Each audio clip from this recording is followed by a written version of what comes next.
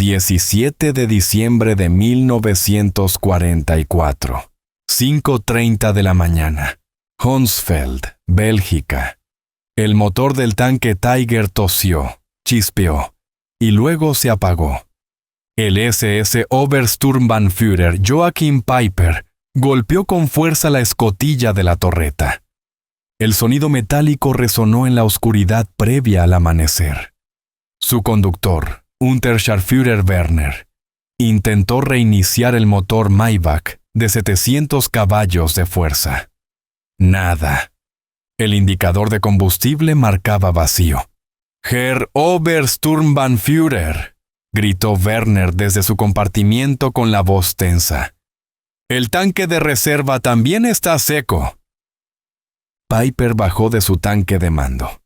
Sus botas crujieron sobre el suelo helado de Bélgica. A su alrededor, el grupo de combate más poderoso que la Wehrmacht había reunido para la operación Vigilia sobre el Rin, la ofensiva de las Ardenas, estaba detenido. 67 tanques, 149 semiorugas y casi 5.000 de los soldados más experimentados de las Waffen-SS. Todos inmóviles por falta de combustible. A través de la neblina matutina, Peiper divisó la posición estadounidense abandonada frente a ellos. Honsfeld, un depósito logístico crucial de la 99ª División de Infantería de los Estados Unidos. Los americanos habían huido tan rápido que dejaron los fuegos encendidos en los barriles de aceite, el café aún caliente en las tazas metálicas. Y allí, alineadas como un regalo de los dioses de la guerra, estaban filas y filas de bidones de gasolina, miles de ellos. Los característicos contenedores estadounidenses color verde oliva. Peiper se acercó lentamente, casi con reverencia. Su ayudante, el Hauptsturmführer Hans Gruber, abrió uno de los bidones y lo olió. «Benzina, Herr Obersturmbannführer. Gasolina de alto octanaje». Mientras los hombres comenzaban frenéticamente a repostar sus vehículos, Peiper caminaba entre las pilas de combustible, contando. Los números eran asombrosos. 50.000 galones. Suficiente para alimentar a toda su Kampfgruppe en el avance hacia el río Mosa. Suficiente, quizás, para cambiar el curso de la ofensiva. Pero mientras observaba cómo sus hombres vertían combustible americano en tanques alemanes, una dura verdad lo golpeó como la niebla matinal.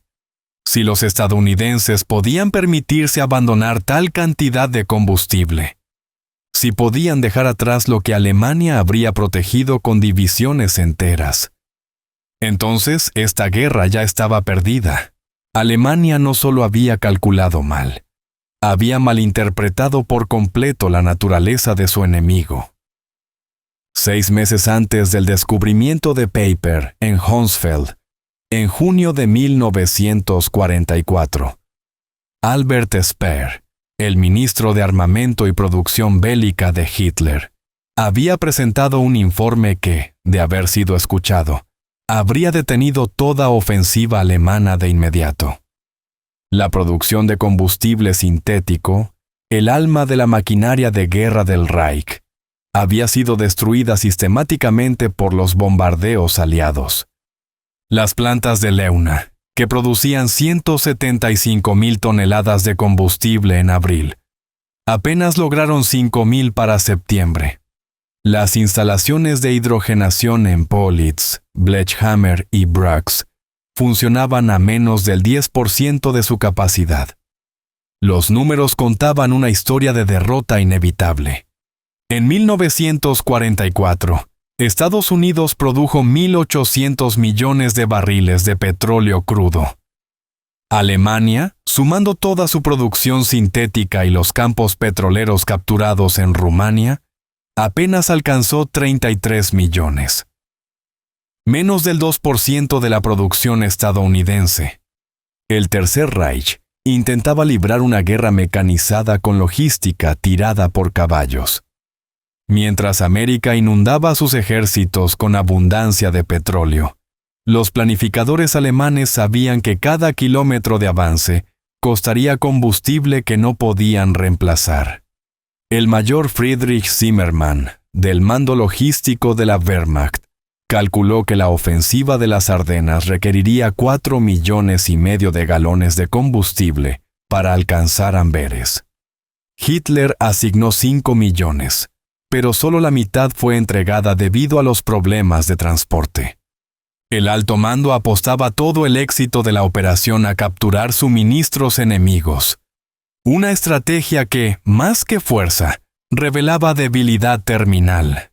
Mientras tanto, los estadounidenses habían construido un sistema de oleoductos a través de Francia, el famoso Pipeline Under the Ocean, o Pluto, y también el Red Ball Express, una gigantesca red de convoyes de camiones que transportaba 12,500 toneladas de suministros diarios al frente. En diciembre de 1944, las fuerzas estadounidenses en Europa consumían 1,200,000 galones de combustible por día y recibían 1,400,000.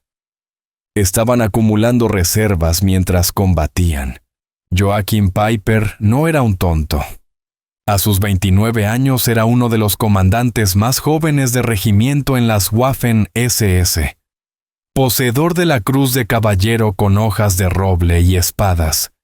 Veterano del Frente Oriental, donde había aprendido que en la guerra moderna, el combustible era más valioso que la munición.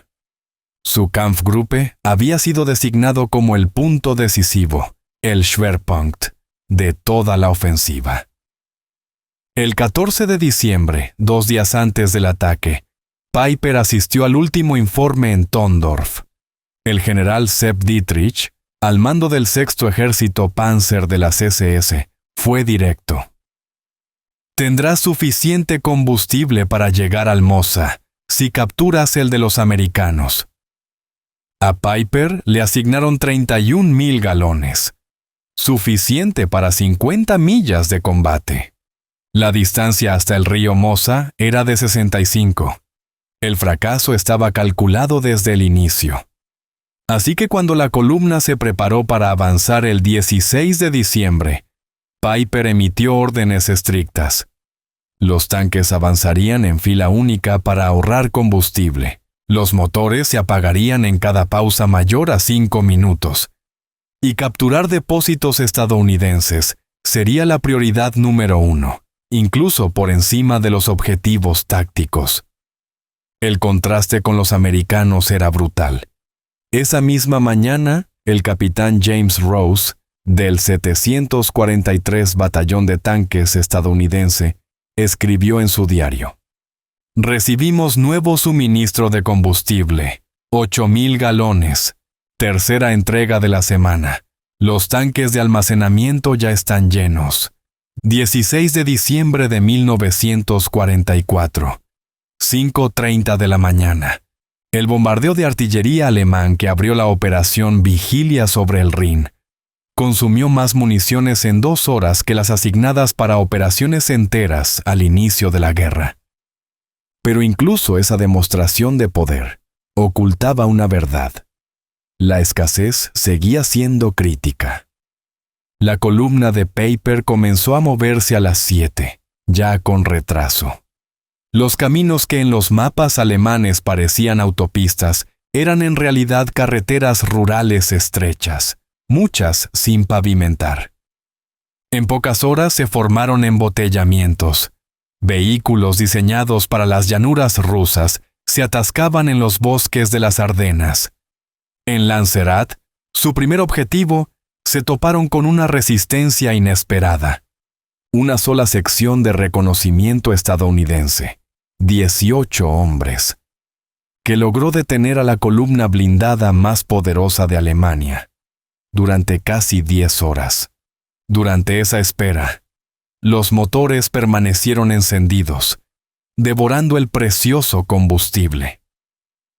Cuando finalmente rompieron la resistencia y alcanzaron Hunsfeld al amanecer del 17 de diciembre, la columna de Piper había avanzado apenas 20 millas y consumido el 40% de su reserva. A ese ritmo, se quedarían sin gasolina antes de llegar siquiera a la mitad del camino hacia el Mosa. El depósito estadounidense en Hunsfeld ni siquiera era una instalación principal, solo un punto avanzado de suministro de la 99ª División de Infantería, lo que el ejército de Estados Unidos clasificaba como un depósito de clase 3B, una estación temporal de combustible. Sin embargo, lo que Piper encontró allí superaba la asignación mensual de combustible de toda una división Panzer alemana. El Hauptsturmführer Hans Gruber recordaría más tarde: encontramos pirámides de bidones, cada uno con 5 galones de gasolina, apilados a 3 metros de altura. Se extendían por más de 200 metros. Los americanos ni siquiera intentaron destruirlos. El combustible capturado era de alto octanaje, una mezcla de gasolina para aviación con motor fuel de 80 octanos o más. Los motores alemanes, en especial los exigentes Maybach de los tanques Tiger, estaban diseñados para 74 octanos. La gasolina estadounidense era demasiado buena, provocó fallas en varios vehículos alemanes. Mientras los hombres repostaban, aparecieron más sorpresas. El sargento Wilhelm Hoffmann, que sabía inglés por haber trabajado en la empresa de importación de su padre antes de la guerra, encontró manifiestos de envío en la oficina del depósito. Los papeles indicaban que el combustible había sido transportado desde Texas hasta Nueva York. Luego cruzó el Atlántico a Liverpool, atravesó el Canal de la Mancha hasta Normandía y fue trasladado en camiones más de 600 millas hasta Hunsfeld. Todo el recorrido, más de 9,000 kilómetros, completado en menos de 6 semanas. Se lo mostré a Piper, recordaría Hoffmann en 1976. Lo leyó 2 veces y luego lo arrugó en silencio. Su rostro se puso pálido. Ambos entendimos lo que significaba. Poco después, el soldado Ernst Kara halló ejemplares del periódico Stars and Stripes, fechados el 15 de diciembre, apenas 2 días antes.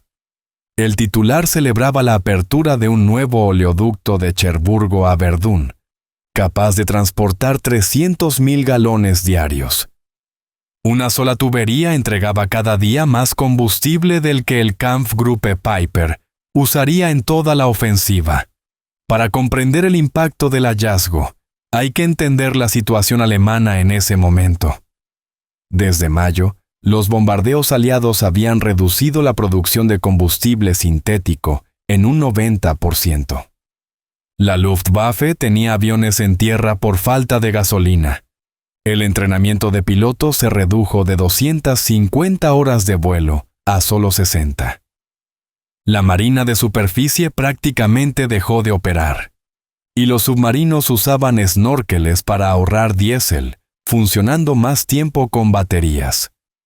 En el frente interno, los civiles alemanes no veían autos privados desde 1942. La gasolina era tan valiosa que la Gestapo investigaba el robo de litros individuales. Los campesinos volvían a arar con caballos. Mientras tanto, Estados Unidos producía el 67% del petróleo mundial. Solo el campo petrolero del este de Texas producía más crudo que toda la Europa ocupada por Alemania. Las refinerías estadounidenses operaban a plena capacidad. Standard Oil incluso experimentaba con nuevos subproductos porque tenían exceso de petróleo. Con los 50,000 galones capturados en Hunsfeld, la columna de Piper avanzó con renovado impulso. Al mediodía del 17 de diciembre, llegaron a Bühlingen, capturando más suministros, raciones, munición. Y lo más importante, mapas que mostraban otros depósitos estadounidenses en la región. Pero esos mapas revelaban una verdad inquietante. Los americanos tenían combustible en todas partes. Cada cruce importante tenía su propio depósito. Solo el primer ejército estadounidense guardaba 3,5 millones de galones en reserva. Peiper continuó avanzando hacia Ligneville, donde sus fuerzas cometerían la tristemente célebre masacre de Malmedy, matando a 84 prisioneros estadounidenses. Incluso ese crimen estaba ligado a la desesperación por el combustible. Peiper alegó después que no podía gastar gasolina en transportar prisioneros. Al caer la tarde del 17 de diciembre, la vanguardia de su grupo llegó a Stavelot, lugar de un enorme depósito estadounidense con más de 2 millones de galones de gasolina. Allí estaba la oportunidad que podía garantizar la llegada al río Mosa. Pero los ingenieros norteamericanos ya estaban preparados.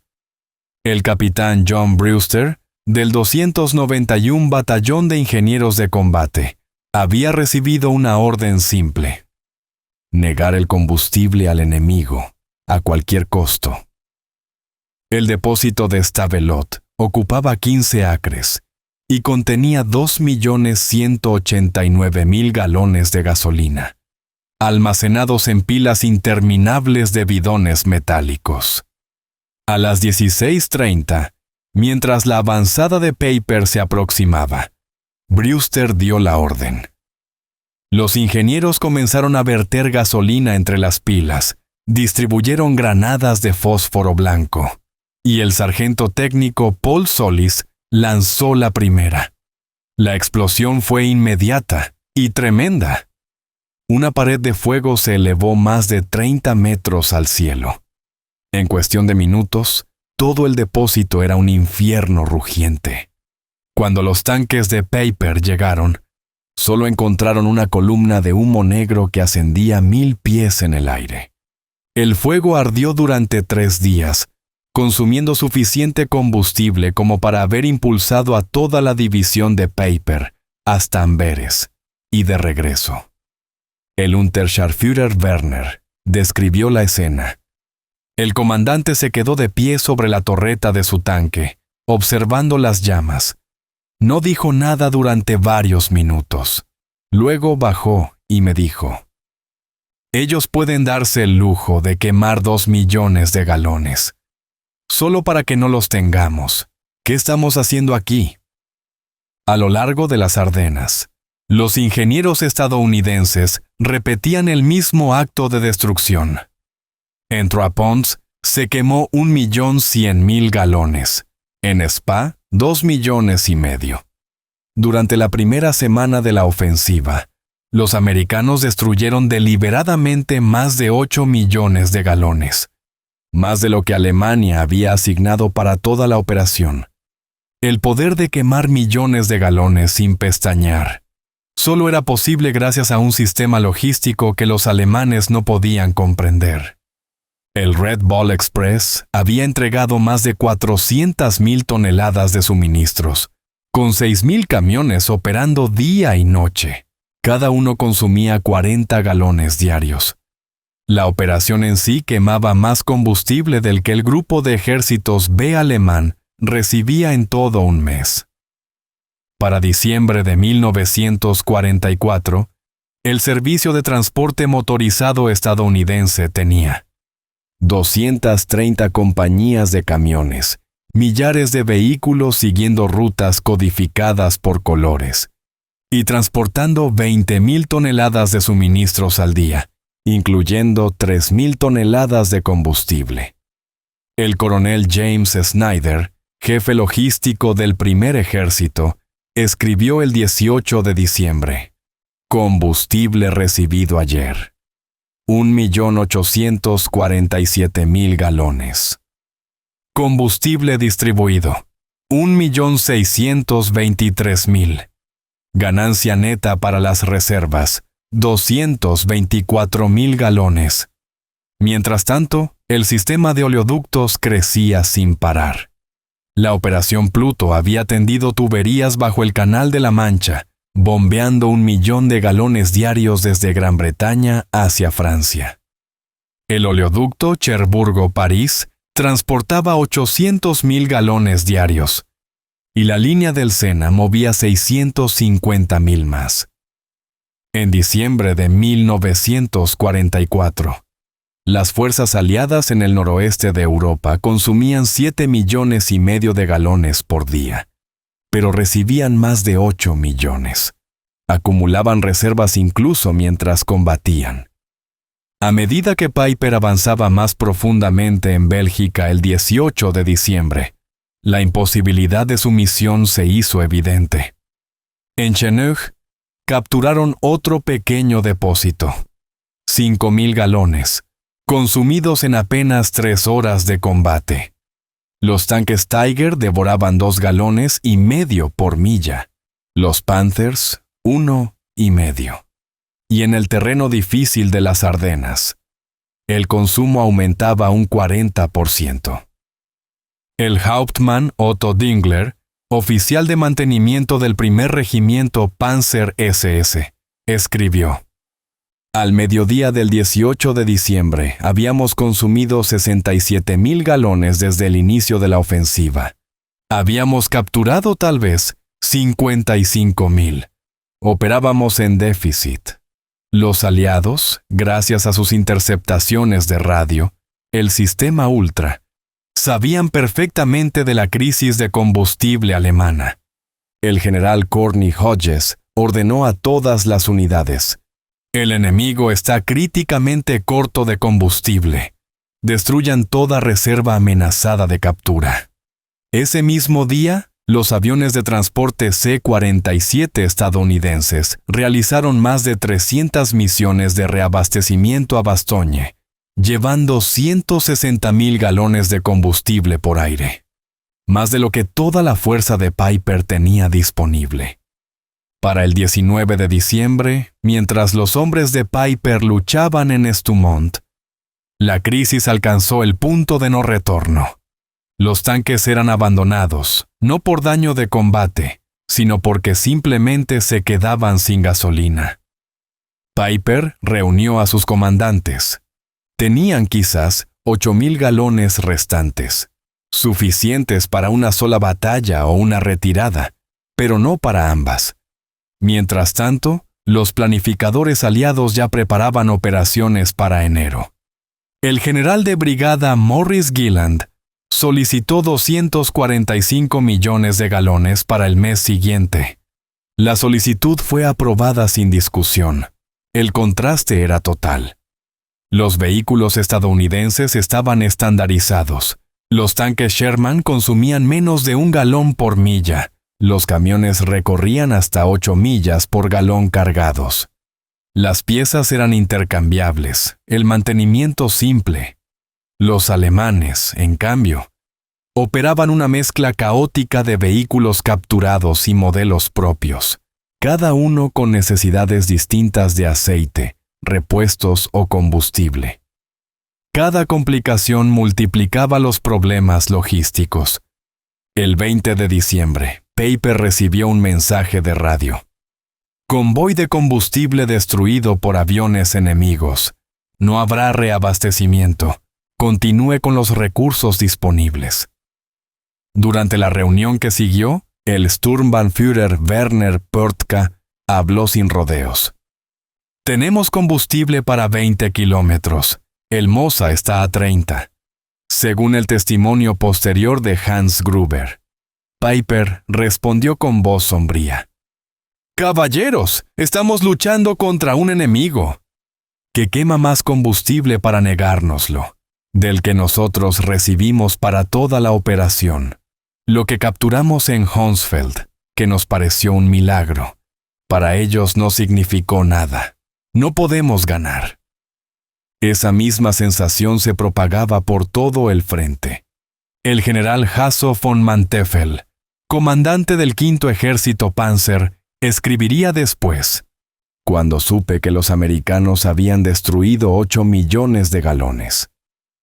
Antes de permitirnos capturarlos, entendí que la ofensiva había fracasado antes de comenzar. El coronel Friedrich von Hundern, capturado el 23 de diciembre, declaró a sus interrogadores: «Sus soldados tiran el chocolate. Los míos no lo han probado en 2 años. Ustedes queman millones de galones. Nosotros contamos los litros. ¿Cómo se lucha contra semejante abundancia?». Para el 21 de diciembre, Peiper estaba rodeado en la Gleiss. Sus tanques, inmóviles. Las fuerzas estadounidenses que lo cercaban, la 31ª de Infantería, la 82ª Aerotransportada y la 3ª Blindada. Tenían una asignación combinada de 340,000 galones solo para ese día. Peiper tenía, tal vez, 1,000.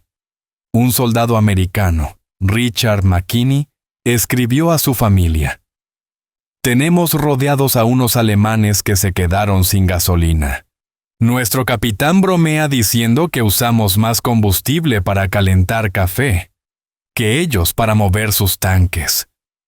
El comentario era cierto, y simbolizaba el colapso de una maquinaria de guerra que alguna vez pareció invencible. El 23 de diciembre, el clima se despejó. Los cielos se abrieron, y la supremacía aérea aliada volvió a dominar el campo de batalla. Los aviones aliados realizaron 2,000 salidas ese día. Cada P-47 Thunderbolt consumía 300 galones por hora. Cada bombardero B-26, 200 por hora. Solo un día de operaciones aéreas aliadas consumió más combustible del que Alemania había asignado para toda la ofensiva. Esa noche, entre el 23 y el 24 de diciembre, Peiper tomó la decisión final: abandonar los vehículos y escapar a pie. De los 119 tanques y cañones de asalto que habían comenzado la operación, solo 39 permanecían operativos, pero todos estaban inmovilizados, sin una sola gota de gasolina. Esos vehículos fueron destruidos con la munición restante. El Oberrichter Heinz Goltz describió la escena: «Vaciamos el último combustible de todos los tanques, quizás 200 galones en total».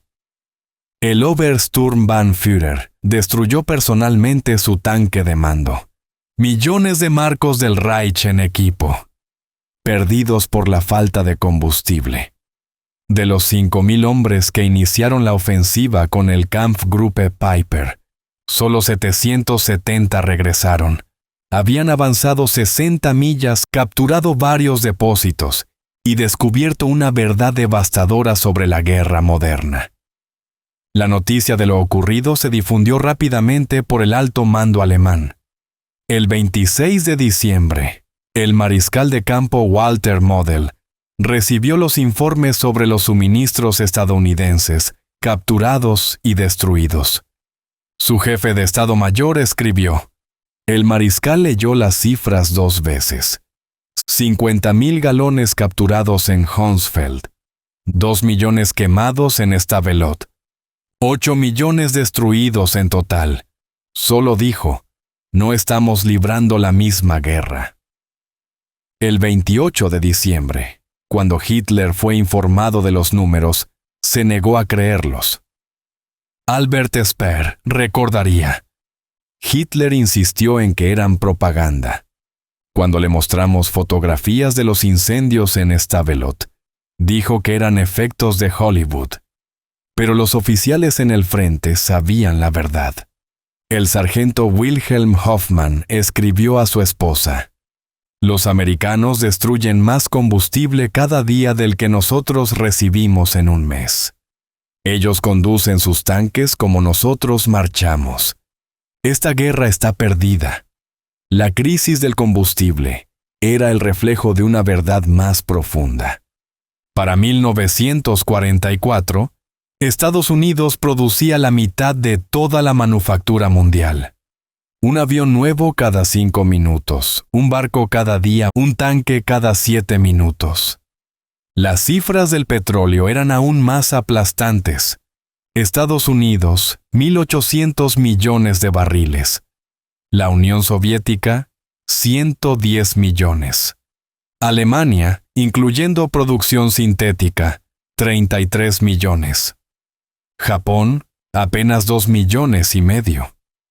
Los países del eje combinados producían menos del 2% del petróleo estadounidense.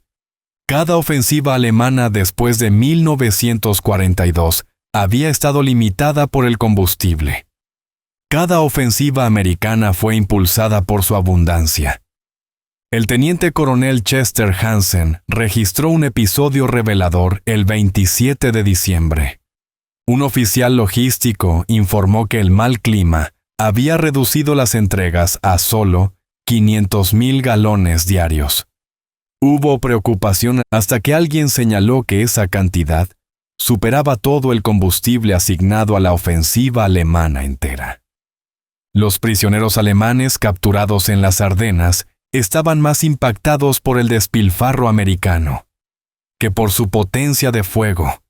Ver a los soldados estadounidenses desechar raciones a medio comer o usar gasolina para calentar comida les quebraba el ánimo más que cualquier artillería.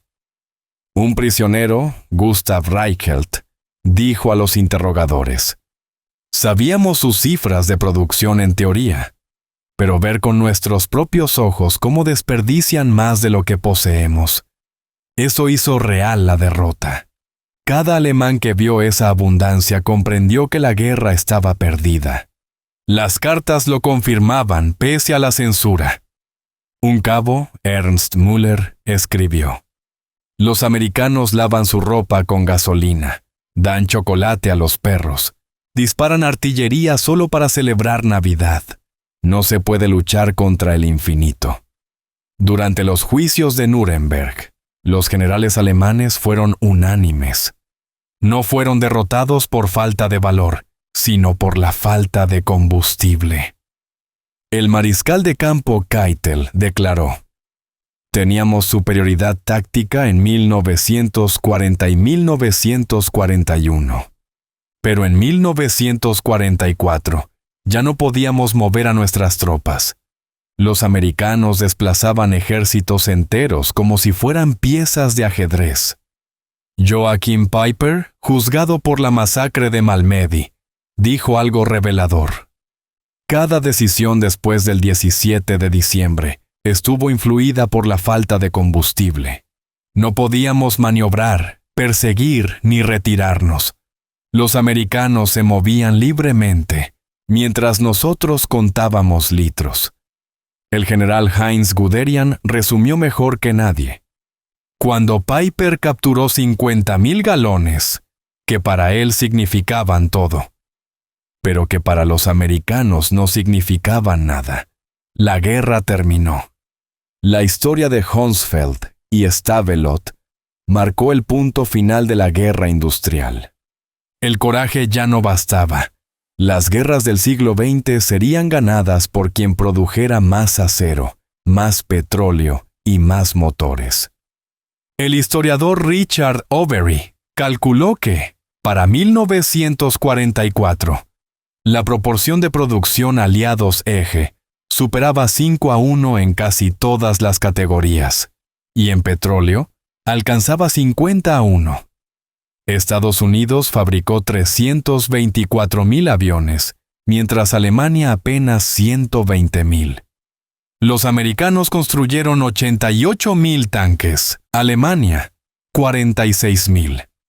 Pero la cifra más decisiva fue esta: Estados Unidos refinó 1,8 mil millones de barriles de petróleo en 1944 y Alemania solo 33 millones. El 24 de diciembre, mientras los hombres de Peiper huían a pie, dejando atrás 39 tanques, 70 semiorugas y 177 vehículos, la magnitud del desastre se hizo clara. Habían capturado 50,000 galones, que al principio parecían un milagro, solo para descubrir que no significaban nada frente a un enemigo que podía quemar millones sin pestañear. Años más tarde, en 1967, Piper diría a un historiador: encontrar aquel depósito fue lo peor. Si nos hubiéramos quedado sin combustible antes, al menos habríamos retrocedido con dignidad. Pero al descubrir que los americanos tenían océanos mientras nosotros teníamos gotas, descubrimos la imposibilidad. La lección fue clara. En la guerra moderna, la logística vence a la estrategia, la producción vence al coraje, la abundancia derrota a la devoción. El soldado alemán de 1944 podía ser más disciplinado y experimentado. Pero eso ya no importaba.